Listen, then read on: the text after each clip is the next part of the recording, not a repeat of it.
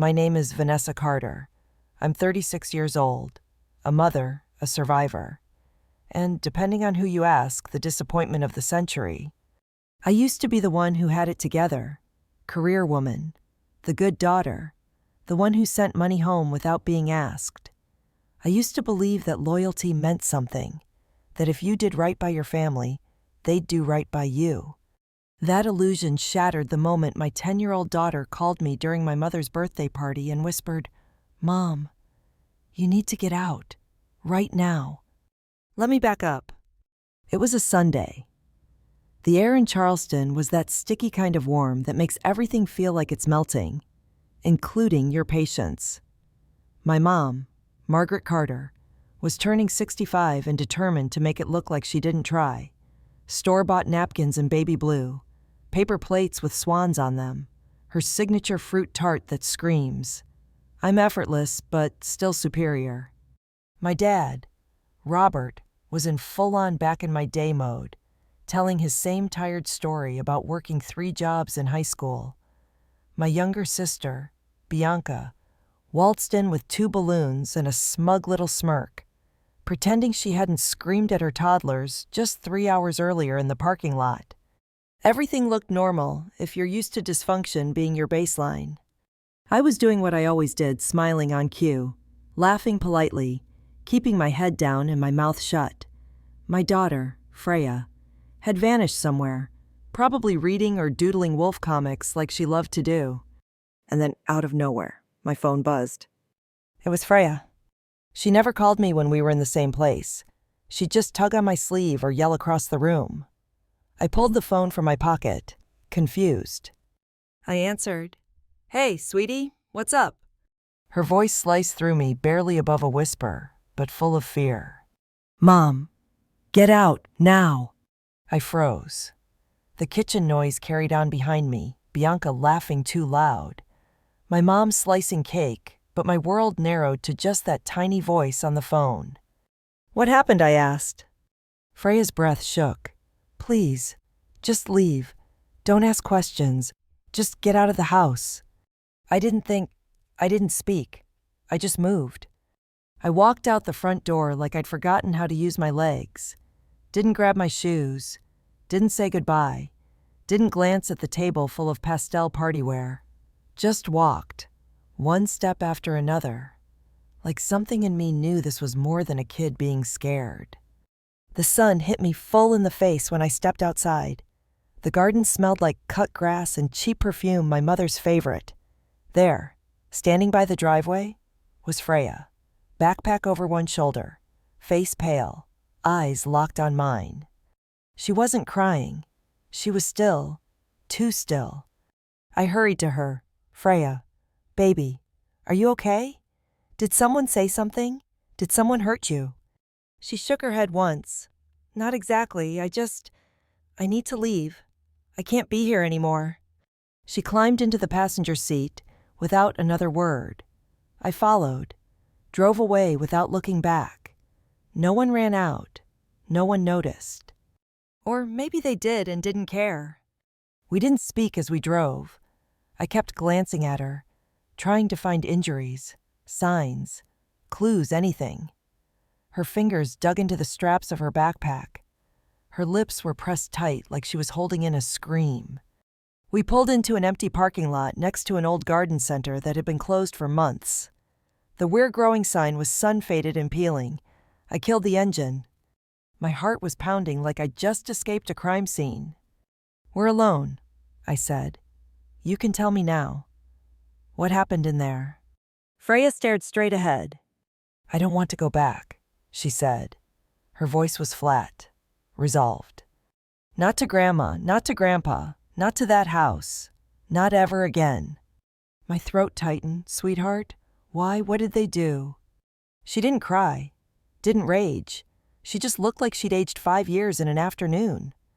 "They were talking," she said. "In the kitchen. I was in the bathroom. They didn't know I could hear. I didn't breathe. They said they were going to send me back to Dad." She paused. Her voice got smaller. "They said I'd be better off, that you're not stable anymore, that they were planning something." My palms turned cold on the steering wheel. "I don't want to go back to him," Freya said. "I don't want to be near him. He scares me." I turned to her, finally finding words. "Freya, are you sure?"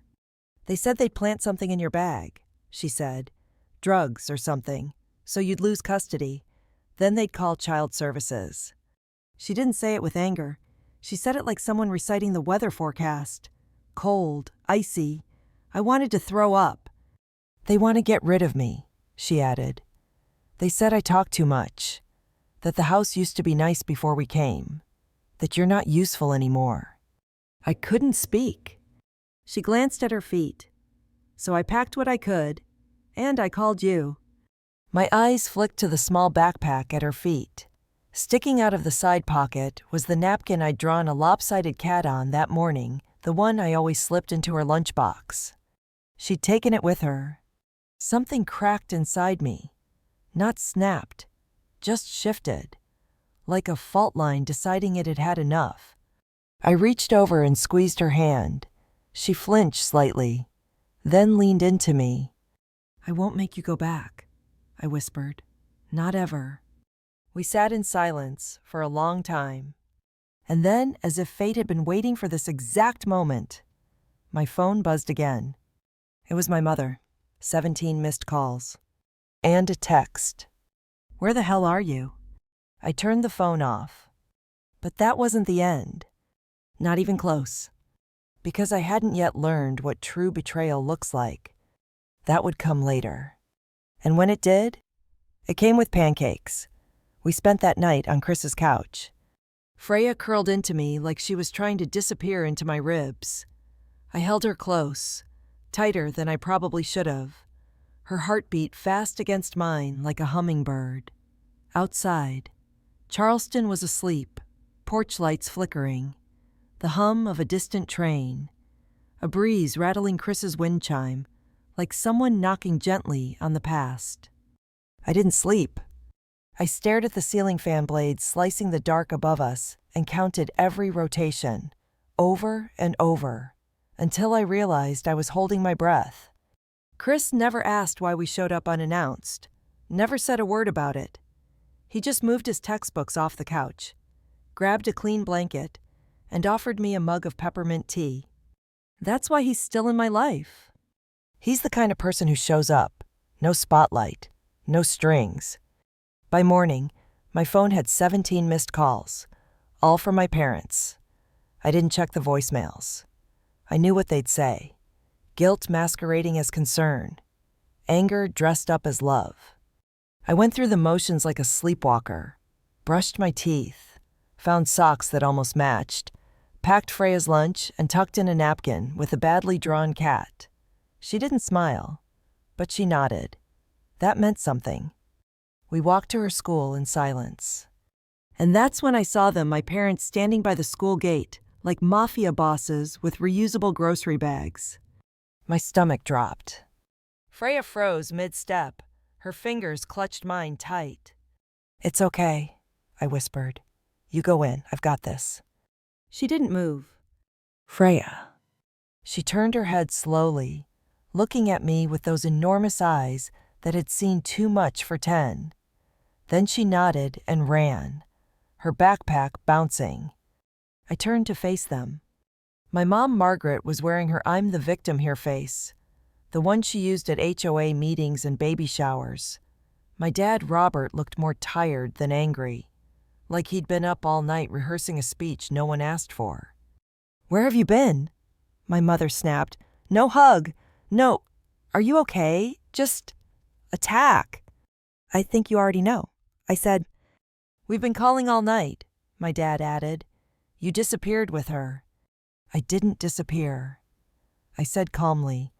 I removed my daughter from a house where people were plotting to destroy my life. My mom blinked. "Excuse me?" I didn't flinch. "She heard you. In the kitchen. While you were laying out your little custody sabotage plan." "That's ridiculous," she said quickly. She must have misunderstood. Did she misunderstand the part where you were going to plant drugs on me? Her mouth opened, closed. Color crept up her neck like a stain.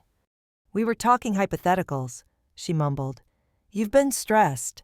Vanessa, you quit your job. You're unstable. The custody fight's going nowhere. We were worried. I stared at her, and for the first time in my life, I didn't feel small in her presence. I've been trying, I said, while you've been busy plotting my collapse because your spa weekends dried up. That's not fair, my dad said. We've helped you. I laughed, actually laughed. You helped me, I said. You mean after I paid your mortgage for 2 years? After I sent you money every month and bought your dream vacation to Portugal? My mom's eyes narrowed. So this is about money now. This is about loyalty, I said, which you sold, for a better chance at holidays and comfort. We just want what's best for Freya, my dad said. You're fighting all the time. Vincent was always so good with her. He threw a bottle across the room with her in it. I snapped. He was never a father. He was a threat. And you knew that. My mom folded her arms. You're emotional. I'm done, I said. I'm done letting you twist this. You tried to ruin me in court. You tried to erase me as a mother so you could go back to living off the daughter who paid your bills. There was silence. Not even the birds dared chirp. I looked between them one last time. You want comfort. You'll have it. Starting now. You'll never hear from me again. Not a cent. Not a visit.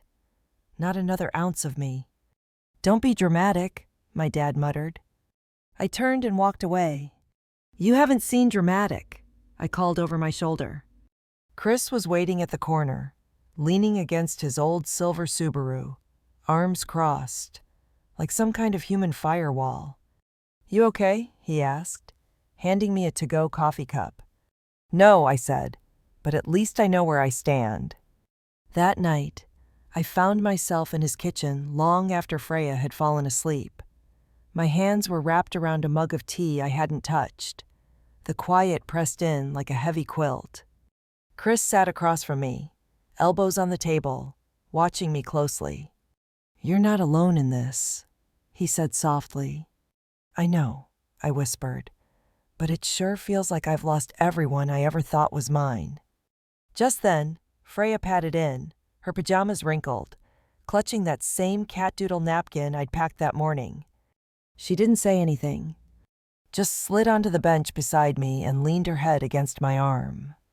I didn't cry, not because I wasn't shattered, but because I didn't have the energy left to fall apart. The next morning, I applied for a job I never thought I'd qualify for anymore, part-time consulting for a remote firm in Seattle. Flexible hours, decent pay, a shot at being financially independent again. Later that week, the confirmation email landed in my inbox. I'd gotten it. I locked myself in Chris's bathroom and laughed until I coughed.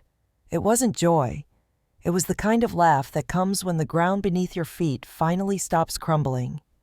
It felt like I'd just pulled a piece of my old self out of the wreckage. I was rebuilding. But the peace didn't last. Because 2 days later, while checking Freya's school updates on Instagram, I saw them. My parents, on a beach, with Vincent.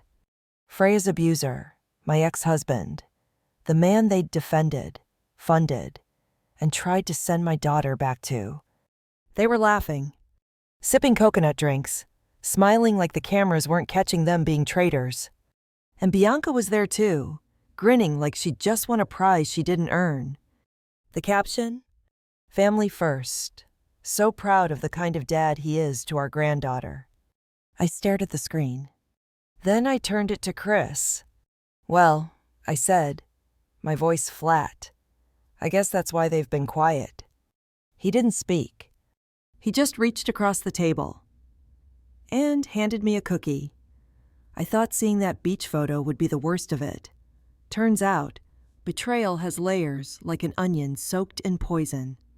2 days after that Instagram post, they came knocking. It was a Thursday, 9:00 a.m. Freya was brushing her teeth, humming under her breath. Chris was under the kitchen sink, trying to fix a drip with the world's tiniest wrench. I had just poured cereal, still wearing pajama bottoms and one sock. When the knock came, I opened the door to find two women standing there. Blazers, clipboards, friendly but worried expressions. Child Protective Services. I didn't need to ask who called them, but I did anyway. "It was your parents," the taller one said, her eyes scanning the hallway like she expected to find a meth lab behind the houseplants. I stood there, barefoot and blinking. "They reported me." She nodded. "They're concerned you've removed your daughter from a safe environment, that you're housing her in an unstable situation, that there are unfamiliar adult males involved in her daily care." My jaw clenched so hard my molars ached.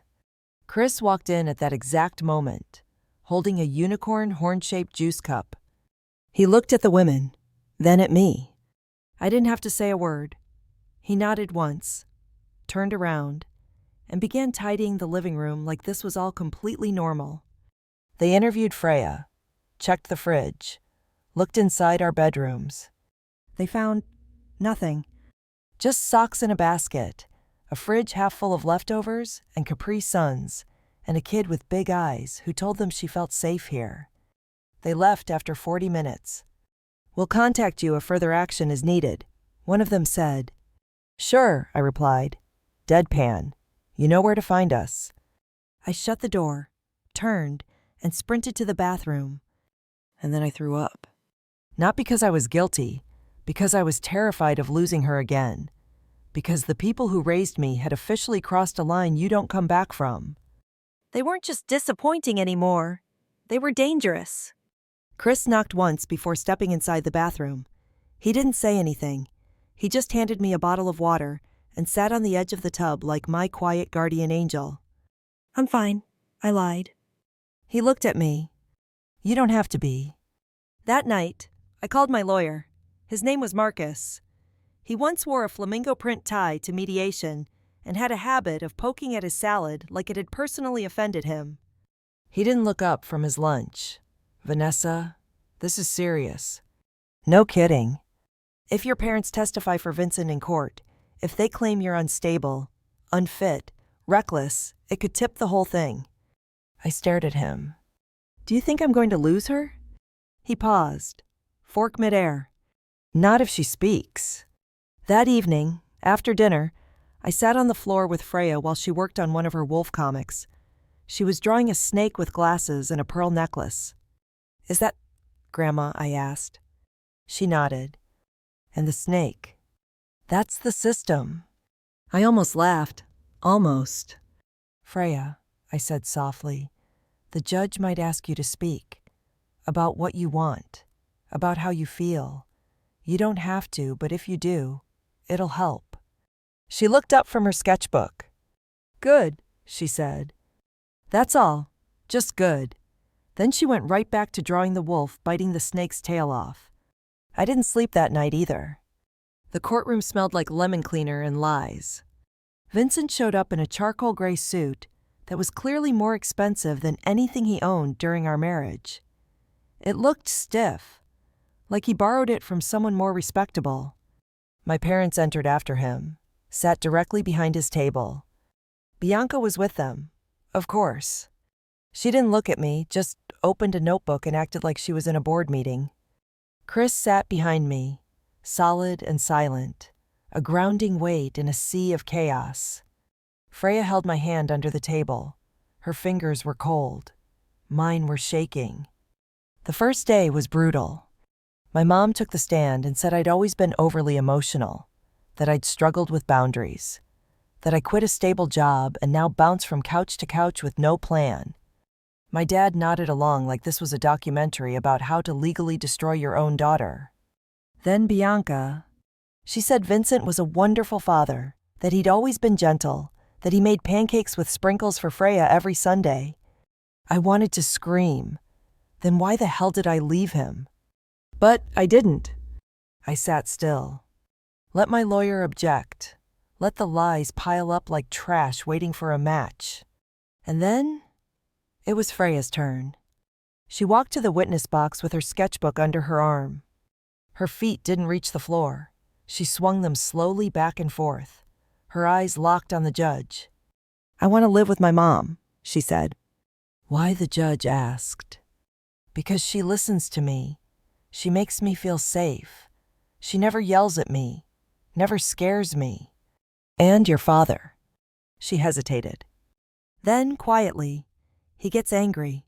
He throws things. He threw a bottle once. It broke on the wall. I dropped my mug because it scared me." The courtroom went silent. She continued, her voice steady but soft. "I don't want to live with him. I don't feel safe. And anyone else make you uncomfortable?" She nodded. "My grandma and aunt said they were going to send me back to Dad, that they'd make Mommy lose custody, that they'd put stuff in her bag to get her in trouble." A collective breath was held. She glanced down at her sketchbook, flipped it open, held up a drawing of a wolf curled around her cub. "This is us," she said. "Me and Mommy." I wasn't crying. I couldn't. I'd left my tears somewhere between that courtroom bench, and every night I'd held her while she flinched in her sleep. The judge called for a recess, and that's when it happened. As we stepped into the hallway, I saw Vincent grab my mother's wrist, hard. She yanked back. My father stepped between them. Words were exchanged quiet but heated. Vincent stormed off down the hallway, fists clenched. And that was the last time my parents ever sat on his side of the courtroom. They didn't come back. After the hallway incident, Vincent grabbing my mother's wrist, my dad stepping between them like it was 1997 and not a custody battle, none of them returned to court. Not a call, not a text, not a desperate message begging forgiveness like they used to do when they needed money. Just silence. But I knew better by then. Silence wasn't peace. It was a strategy. I met with Marcus the next morning. He had 2 coffees, a stack of documents, and a new tie covered in what looked like pixelated tigers. He slid a folder toward me. "What's this?" I asked. "The receipts," he said. "You're going to like this part." The folder was thick bank statements, Venmo screenshots, travel invoices, a line-by-line roadmap of every transaction Vincent had tried to keep hidden during our divorce. He'd been paying my parents, quietly, over time. $4,200 loan, labeled as family emergency. $9,750 wire to a joint account with my dad's name. 2 first-class airline tickets to Aruba. A down payment on a brand new SUV my mom had proudly shown off on Facebook last month. He wasn't just trying to buy a legal edge, he was buying their loyalty. And it worked, for a while. Until he forgot what happens when you stop paying people who only stayed because of the paycheck. They flip. Marcus flipped a page. They've officially withdrawn their affidavits. Bianca, too. They're not testifying for him anymore. I blinked, just like that. He shrugged. Guilt? Fear? Or maybe they realized siding with the man who just bruised Margaret's wrist wasn't the look they were hoping for. He leaned in. But that leaves Vincent exposed, and I'm going to tear him apart. The next court session felt different. Less like a funeral, more like a fire waiting to catch. Vincent sat alone at his table. His face was red, whether from anger or shame. I couldn't tell. Probably both. His lawyer, some overconfident man in a steel blue suit, looked like he'd finally read the case file and realized he was backing the wrong horse. Marcus stood, cleared his throat, and let it rip. He presented the financials, every transaction, every omitted asset, the vacation my parents took, the upgraded car, the money trail that screamed manipulation. Vincent's lawyer tried to object. The judge waved him off. Then came the character witnesses teachers from Freya's school, my former boss, even the barista from the cafe I used to frequent on Fridays. People who'd seen me show up. Hold on. Stay standing. And then Freya's therapist took the stand. She was calm, professional, but her words sliced through the courtroom like glass. This child has shown signs of emotional distress, consistent with exposure to verbal aggression, instability, and manipulative environments. Her anxiety symptoms reduced significantly after moving in with her mother full-time. The judge took notes. Vincent squirmed. Chris sat behind me, still, hands clasped tight in his lap. I felt his presence like an anchor. And then, quietly, I reached into my folder and pulled out something I hadn't shown anyone yet. The unopened birthday card. The one my mother had left on the table at her party the day Freya called and said, "Get out now." The one I had tucked away, untouched, because some part of me knew I'd need it. I handed it to Marcus. He looked at me, eyebrows raised. "Open it in court," I whispered. He did. Inside was a generic Hallmark message. "So proud of the woman you've become. We love you always." Marcus held it up. "This," he said, "is what betrayal looks like in cursive." They smiled in her face while planning to destroy her behind closed doors. This card was handed to my client hours before her daughter overheard a conversation about planting drugs to remove her from her mother's custody. Words mean nothing if actions scream louder. I couldn't look at the judge. I stared at Freya's sketchbook instead, lying closed in her lap. The courtroom was still. And then the judge spoke. "I have heard enough." Silence. He flipped through his papers, cleared his throat. "I'm granting full physical and legal custody to Ms. Vanessa Carter, effective immediately. No visitation rights awarded to the father. No contact permitted unless initiated by the child when she is of legal age." I didn't breathe. I didn't blink. I just held Freya's hand as tight as I could without breaking both of us. Vincent stood, said something I couldn't hear. Then he stormed out, his lawyer chasing after him with a stack of untouched rebuttals. The gavel fell. It was done. Freya leaned into me.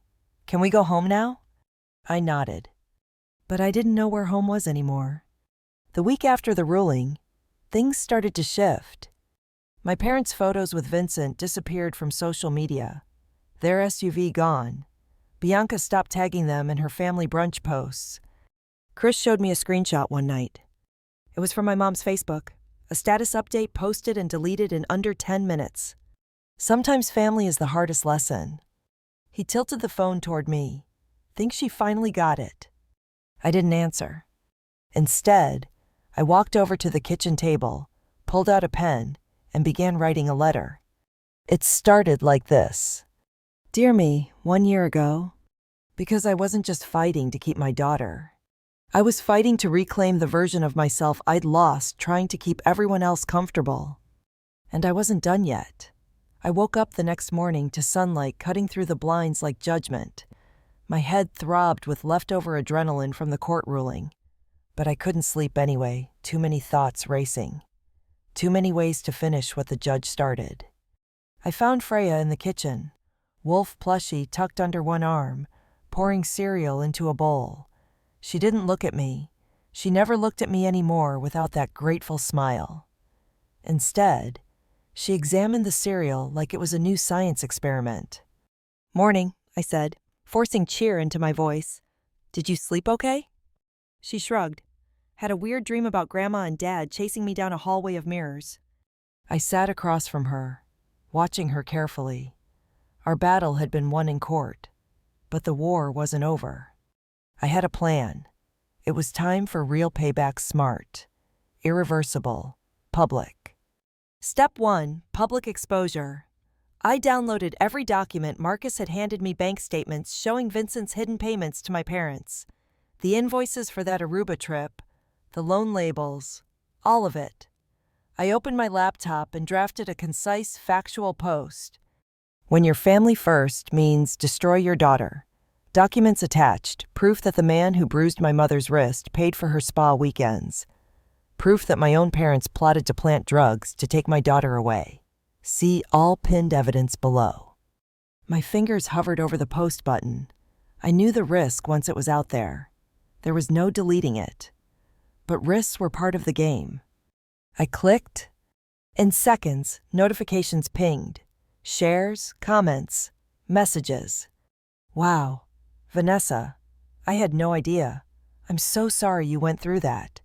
Is there anything I can do? Do you need a lawyer referral?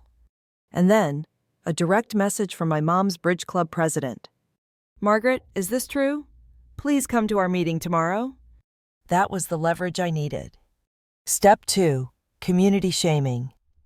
Later that afternoon, I attended a charity tea where my mother was scheduled to speak about elderly literacy programs. The room was full of socialites in pearls and pastel dresses, exactly the audience who believed every word Margaret ever said. I walked in with Chris and Freya, arms linked. My silhouette was a simple suit. Theirs, a woman reasserting herself. We sat in the front row, on stage. My mother launched into her speech, sweet, calm, polished. Halfway through, her phone buzzed. A text. Her face went pale. I didn't have to look to know what she read the link to my post. A woman behind me gasped. Is that her daughter? Someone whispered. Margaret's hands trembled on the podium. Words faltered. The pearls around her neck felt like a noose. She apologized, stammered about a family emergency, and fled the stage. The room erupted in confused chatter. I stood, tapped my mic. Sorry to interrupt, but truth matters. If you value your causes, you need to know who you're supporting. With that, I turned and walked out, Chris and Freya following. The click of my heels echoed like a verdict. Step 3, legal follow-up, back home. Marcus had more work. He filed for sanctions against Vincent for hiding assets during discovery. We served papers, a formal request for him to reimburse court costs, plus damages. Vincent's lawyer called me angry, trembling. He threatened countersuits. I smiled. Countersuits meant more depositions, more evidence on record, more humiliation. Marcus said, "They'll know by January if the sanctions stick. Meanwhile, you're clear." I nodded, but didn't relax. In my world now, you never fully relax. Step 4. Personal ritual. That evening, I sat at my desk and opened the unopened birthday card from my mother. I held it in one hand, and in the other, a new, crisp envelope addressed to myself. Dear Vanessa, wherever you are 1 year from today, remember you survived. Remember you broke free. It was my letter one I'd written weeks earlier, expecting the worst, but hoping for healing. I placed the card inside the envelope, sealed it, and wrote, "Do not open until January 2026 on the front." Then I tucked it into my desk drawer next to Freya's wolf drawing her comic, where the wolf always wins. Symbolism. The card was the past. My letter was the future. The wolf drawing was our bond, our resilience. Step 5. Reinforcing our new life. Over the next days, we settled into a fragile normalcy. Freya and I revamped her room, painted the walls soft gray, hung framed wolf sketches. Chris helped me build shelves for her comics. I started my consulting job remotely, video calls at odd hours, but with a cushion of financial freedom. One morning, I found a note under my coffee mug. "Your strength inspires me." It was Chris. Warmth spread in my chest. 2 weeks later, I received an unexpected delivery, a stack of pancakes wrapped in wax paper, topped with a pool of maple syrup. No note, no name, just the scent of betrayal. As I stared at them, I realized they had called Child Protective Services. They had hijacked charitable events. They'd testified against me.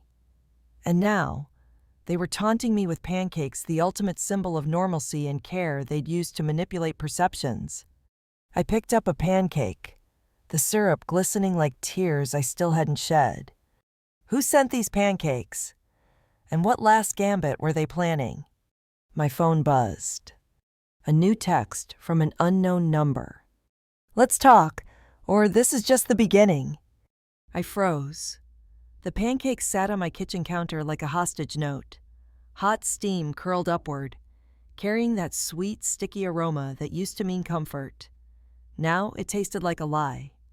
I stared at them through a haze of tiredness and dread. My heart pounded in my ears as I reached out, fingertips grazing the wax paper. The cold wax under my touch felt like a dare. Who would send pancakes? Who would frame them as an olive branch, and yet turn them into a weapon? I heard Freya padding down the hallway. She poked her head in. Pancakes. Her voice had that hopeful edge kids get when they find unexpected treats. I forced a small smile. Yeah, Hunt, let's have breakfast. She climbed onto a stool, clutching her wolf plush like armor. I dished out 2 pancakes onto her plate, one with extra syrup, just how she liked. Mine I left bare, untouched. She dug in, humming. I sipped my coffee, tasting nothing but anxiety. High-risk investigation. I knew I couldn't ignore this. Silence on my part would look like acceptance. So I called Chris over and whispered my plan like we were plotting a heist. Step 1. Trace the delivery. I called the pancake shop, an innocuous local cafe, and asked if they recognized the order. They didn't. My voice trembled. Paying in cash. The barista said, that meant no paper trail. Step 2. Check security footage. I asked Chris to help me get a copy from the cafe's outdoor camera. He nodded. We were best friends, and now, our lives had merged into a razored edge between vengeance and survival. Step 3. Analyze the text. Let's talk. Or, this is just the beginning. The number was blocked. But Chris found a way to unmask it, an old trick from his IT days. It came back as an unregistered prepaid phone, anonymous by design. I ran through the suspects in my head. My parents. They'd already vanished online. Vincent, he'd lost custody. He had nothing left to gain. Or maybe he was spiteful enough. Bianca. She had motive protect her child's inheritance, my parents' home, their spare room. Child services, no, impossible. They'd be frank, not cryptic. I clenched my fists. Whoever it was, they still thought they could scare me. They didn't know who I'd become. Conflict intensifies. That afternoon, the doorbell rang. My heart leapt. Freya peeked out the window. It was the UPS driver with a large envelope. No return address. I signed for it and closed the door. Inside was a single sheet of paper. Remember when you drew that cat for Freya's lunch? Now imagine her plate empty in front of her while you rot in some stranger's basement. Choose cooperate, or this is just the beginning. I felt bile rise. My blood felt cold, then hot. Someone had breached my fortress of safety. Freya's voice trembled behind me. Mom, what is it? I folded the note swiftly. Nothing. Sweetie, just a scary prank. Let's finish our project. We sat at the table and built that cardboard castle for her wolf figure. I pressed down each wall with more force than necessary, channels for my anger and fear to flow. She sketched a wolf biting a snake for the front gate. That became our code wolves' guard castles. Snakes sneak in. Twist logic and third character surge. I needed backup, not just Chris. I contacted Marcus. His voice over the phone was calm but urgent. Vanessa, sending threatening messages is a new violation. I want copies, all of them. We file a motion to compel the sender to reveal themselves. I texted the photo of the note and the pancake delivery to Marcus. While I did, the phone buzzed again. Another text. Clock's ticking. Midnight. Midnight. Less than 12 hours to comply with an unknown demand. The future of my daughter's safety hung in that deadline. I felt my pulse thud in my throat. My mind raced through all the tasks: gather evidence, safeguard Freya, push Marcus to file the motion, let the judge issue an order, prepare for retaliation. In the corner of my eye, I saw Chris slip into the room. His expression was stone, ready for whatever came next.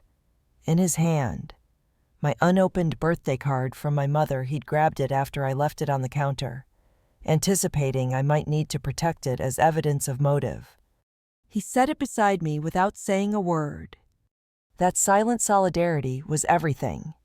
Systemic injustice and social clash. While this was personal, it was also a reflection of bigger issues. Class divide. My mother's bridge club peers still praised her online until the pancake post.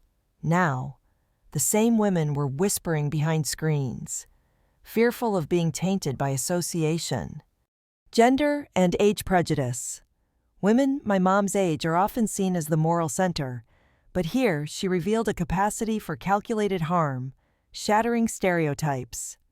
Protective system CPS came once, almost as if the system could be manipulated by money and false allegations. Now, to protect my daughter, I needed to trust those same systems to reveal the truth. I realized my fight wasn't just for Freya. It was for every daughter whose safety was gambled by those sworn to protect them. Night fell. I tucked Freya into bed in her newly decorated room. The wolf figurine stood guard on her nightstand. She whispered, "I'm scared, Mom." I kissed her forehead. "You're safe, I promise." As I closed her door, my phone buzzed. A video file from the unknown number. I tapped play. It showed me and Freya at the park 2 weeks ago, hand in hand, laughing. The date stamp on the video was today's date. Someone had been watching us. The camera zoomed out to reveal Bianca, phone in hand, smiling at us. Then a text overlay. "See you at midnight." I dropped the phone. Midnight was less than an hour away, and I knew exactly where I'd be. The clock on my phone glowed 11:47 p.m., 3 minutes until midnight. I hovered at the front door, heart thundering so loud I was sure the neighbors could hear it. In my hand was Freya's wolf figurine, our symbol of protection. In my pocket, the unopened birthday card from my mother, proof of motive. Behind me, Chris stood silent, a steady presence, flashlight in hand. "Ready," he whispered.